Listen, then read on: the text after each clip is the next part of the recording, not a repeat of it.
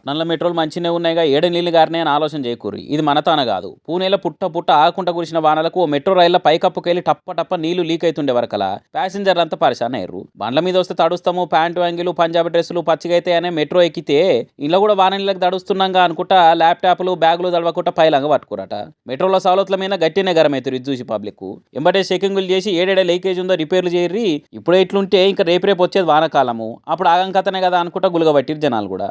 లోపలికి ఎక్కినాక చేసేది ఏముంది అనుకుంటా నీళ్లు గారని కాడ నిలబడి వీడియోలు ఫోటోలు తీసుకురు జనాలు. బయట తడిసేదానికంటే లోపటినే ఎక్కువ తడుస్తున్నాం పోరు అనుకుంటా మెట్రోలో ఉన్న సోషల్ మీడియాలో పెడితే వాన ముసరుకు బజ్జీల బండి పంటి గరం మిర్చిల వాసన చుట్టుముట్టినట్టు ఇంటర్నెట్లో చుట్టబట్టింది ఈ వీడియో. కానీ సెలవున్న నాడు డ్యూటీ అయిపోయి ఇంటికి వచ్చినాక వాన పడితే గరం ఛాయ్ తాక్కుంటా అబ్బా ఇది ఏం వా నన్ను చిరంజీవి డాన్సులు చూసుకుంటే ఎంజాయ్ చేయొచ్చు, కానీ ఇట్లా బయట పడితేనే అబ్బా ఇది ఏం వాన అని గులగవలసి వస్తుంది.